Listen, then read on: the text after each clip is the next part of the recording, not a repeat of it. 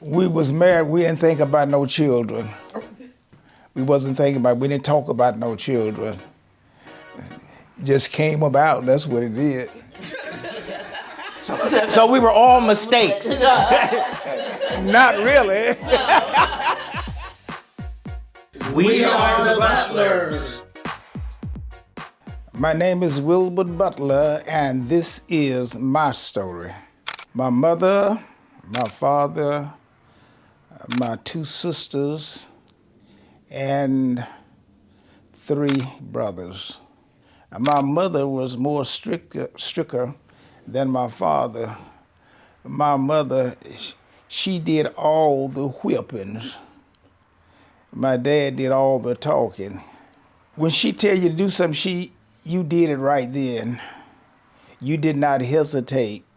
She only told you one time to do something, and that one time you did it, because you know if you didn't, you know what's gonna happen next. My mother and father, they just like I said, they was very strict. My mother, she was really my role model. My mother, I followed her everywhere, but she did love the other children. But it was something special about me, which I didn't know then, but it was something special about me. She gave me a lot of time, a lot of talking to. Wherever she went, I mostly went with her. I saw the pattern after her because, matter of fact, I looked like her. I had a great childhood. I did what all the normal kids does. We were raised in the church. Many times my mother had to work on Sunday, but she saw to it that we would be in church on Sunday. We had to go to Sunday school. We had to go to the morning service. In the evening, we had to go to BYPT. We had to participate. Matter of fact, everything the church had to seem like we had to participate in it. My mother, my father, they had a healthy relationship. My father was a little wild sometime, but my mother would put him back in check. So they had a good relationship. He was always a great provider. Whatever they could provide for us, they did that. We never was outdoors. We never was hungry. We had clothes to wear. They provided. Matter of fact, they provided for us, and I appreciate that. And I said the same thing.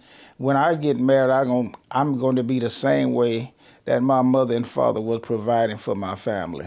I always made a decision. I think when I was a little boy, I wanted to be married, but I still had a lot of girlfriends, and I know you couldn't be married and had a lot of girlfriends. But I did have a lot of girlfriends. I have to be honest with you, and I always want to be nice. I want to really take care of my wife. I want to take care of my family. I think family came first. I love family. I definitely love family. Family is my thing. This is why I'm so adamant, because I love families. Families can be happy. When you got a happy family, you can do all right.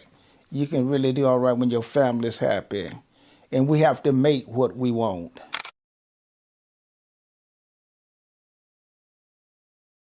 In 1958, I came to Columbus, Ohio. I was in the Air Force, stationed at the Lockburn Air Force Base. I had a friend. His name was Tonda, and he was from Chicago. So he asked me to go in town with him. I said, well, okay, I will go. You know what I mean? So he wanted me to meet this girl. So we went in town, and on Pennsylvania Avenue. I met this girl, so I started liking her. So I would go in to see her, and I guess that lasted about, a month or so. And one Sunday we came in town, and we was walking down Pennsylvania Avenue, and my wife and her girlfriend was standing out in front of her house. I thought I was always cool, I had on my white cap and doing my little dap thing, you know what I mean. And so when I got to her, I said, well, hi, ladies. and they say hi, and so we just start talking. That's it. So he went on down to his girlfriend's house, and where my girlfriend was staying, and I stayed right there. I stayed right there, talking with my wife, Chris at the time. So anyway, so I just talked, and I liked the way she looked, the way she was dressed, and the way she talked. And so I said, well, can I come see you? And she said, well, I don't know. I said, well, she said, well, have to ask my brother-in-law, and that was Bishop Davis. And I asked him, and so, so he's looked at me and things like this. Well, I guess you can come see her. So we started just like that's the way we started. So that's how we end up together. I would say being as a PK, I don't feel like I missed out on anything. I got to do everything in school, but obviously we knew church was important. I recall when I would play Little League football, occasionally we would have games on Sundays. My mom, she would drop me off at the football field, and she would come back after church to pick me up. Now I'm at the field by myself at this point because everybody done left, but that's just what it was. I got a chance to still do everything, even going through high school, playing sports. Even though my dad really wasn't into sports, after every game, he would always ask me how the game went, did we win or lose. We had our little personal handshake that we would do, but he would always, you still remember the handshake that we had? Yeah, we had a handshake that we had. I still went to all my school dances, had, everything, so I don't feel like I missed out. People knew that my dad was a pastor, so I think there was a level of respect that came along with that, where people just knew I didn't do certain things. Yeah, and I think for me, really like the same, because we were able to participate in other activities, and our parents did do things with us outside of the church. I was on drill team, Will did basketball, Wayne did football, and so we were active in school. And I do know like people would look at us, because I know, most of the time our eyes on the PKs as preachers' kids, but I don't ever recall my parents really saying, you have to be this certain way. It was sort of because it was taught to us. So I think it was just a part of us. And one thing was that our parents were the same at church and at home. So I think that plays a part of it. We had devotions at home. We would have to know how to read, get up and read the scripture, how to testify, how to pray, and how to lead devotion is what it was called back then. So we had to sing the song. And each one of us, we would do it together. We played the tambourine, you did the drums, you had to learn how to usher. We did all of these things at home first. So then whatever was needed at the church, then you did that role. My mom would be going to the church and setting up communion, and we would be right there, wiping down the pews with the pledge. They gave us, here's the rag, go down and wipe down the pews, and all those things, sweep the floor, clean the bathroom. That's just what we did. It was sort of fun. Because, it was sort of fun. So, and this is what you were doing. You were with your friends, you were with your cousins when we did all these things. I would say the biggest thing for me, obviously, was, once I started playing, and it was just more, I try to remember exactly how all that happened when, if we had a musician, they left, and my dad was like, hey, we need to get some type of musician or something. And so, I just kind of just started, and just was really self-taught. Those were some of the most nerve-wracking years of my life, because I had no clue on how to play. And I just remember when just first sitting there, he was like, I don't care what you do, just do something. And I just remember just sitting on the organ, just would hold one note. And I felt so shamed, like, we had visiting churches come, and I can't play, I don't know how to play, but he like, going up there, get on up there, so get on up there. Wayne played the drums early on, and so just the learning how to play was a challenge, because at the end of the day, it was something that the church needed. It was just there all the time, what I mean? That's how it was, It was just like, it's just there, Wayne. Well, obviously Wayne got in trouble the most. He got in trouble the most. Right.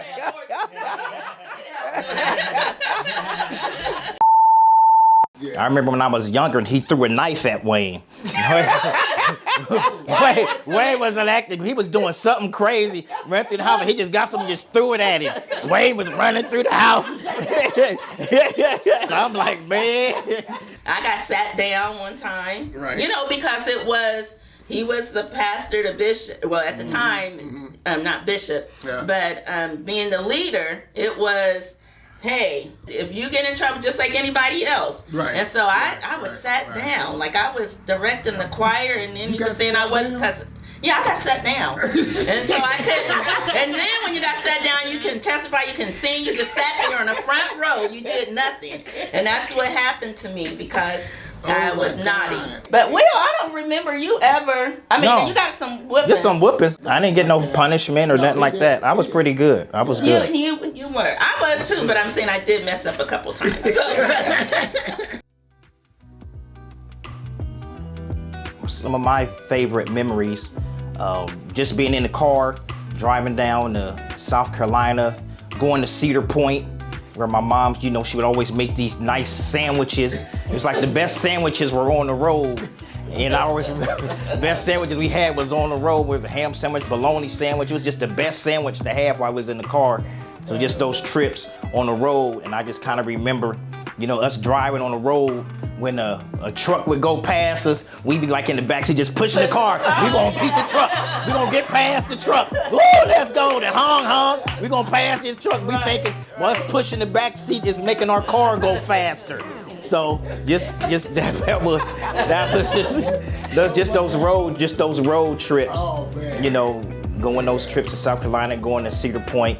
Those are, the fondest memories. Going to Washington D.C. Yeah. Just those little road trips as a family. And I would say one of mine would be riding on my dad's back or him putting me up on his shoulder. Yeah. He used to give us horsey back rides a lot. Right. So going through the house, and Dad was always the jokester, so he was always doing something funny or playing jokes on us or scaring us and running through the house, eat up everything. Eat up everything. Stuff, and then Always eat your ice cream. Right. You put the ice cream in there. He was gonna go get your ice cream, then put water in it and freeze it. Make you think you still got ice cream left, especially the Frosty. He go in there, eat your Frosty and fill it up with water and put it back in the freezer. You go in there thinking you still got some Frosty, you ain't got nothing but ice. You take it out, sit it out so it can melt, and then you go and just a cup of water. That was our thing. One thing we used to go to Wendy's after Sunday, out to eat every Sunday at Wendy's. We was all down at Wendy's, man. Yeah. Oh man, that was Yeah. That's just Wayne when you were growing up. Before we came along, right? Dad used to be having concerts in the den. Now go back and look at all the pictures. You can tell he had all kind of stuff, Superman outfits, all the fun stuff. He had all the fun stuff. all the Superman stuff. Right. Yes, when it got around to us, there wasn't no money left. I just remember back time. I don't even know if we had insurance. There was time when I don't even know if we had like insurance, because I don't barely remember going to the doctor growing up or anything like that. I remember I went to college and got hurt, and my dad was like, "Do the best you can." I don't know what's going to work out for you, but it's just little like things like I that. know one time that when Tina first started working at Chase, and I said, now Tina, we're gonna have to charge you rent. She said, I wouldn't pay no rent. I'm not paying no rent. I said, I'm already staying here. I'm not paying no rent. Did I pay you? No.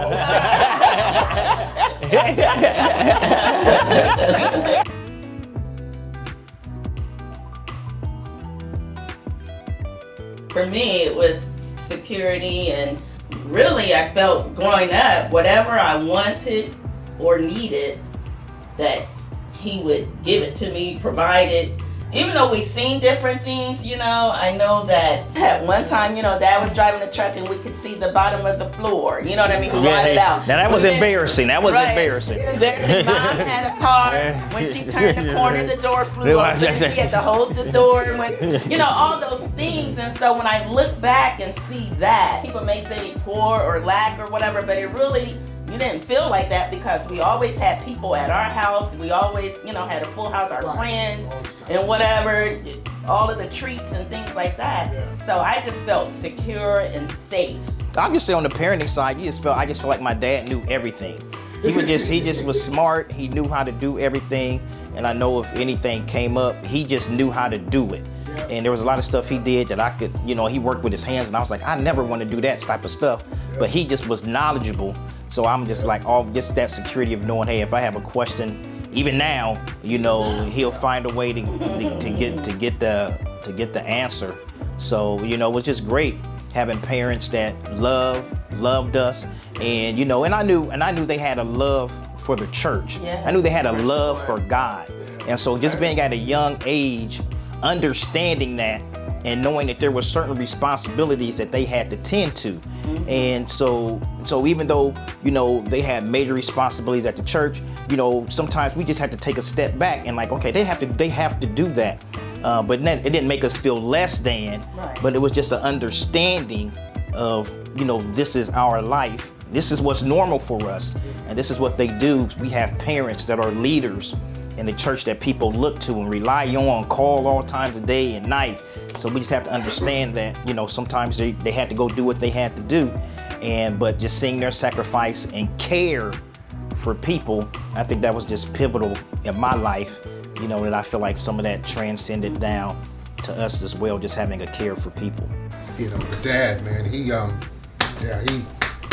super, man. He's super, man. He's super, man. Yeah. For sure. And one thing that I would say also looking at my parents, that they were just so people of faith, especially Bishop as far as faith goes. Yeah. He just really believed in praying, you know what I mean? And that it would come to pass. And I think about at the time that he began to build and was working on building 2143 Joyce Avenue. He was saying, right. Tina, this is what I'm going to do, whether he took my college funds or whatever. But what he did was say, it was one time after church that we went up to where I had an interview and he walked around the parking lot and prayed that I would get the job. Yeah. Praise God. And so that prayer, that parking lot, right, I ended up being there for 35 years. And so I'm just saying, we don't know the actual, plans that God has for us.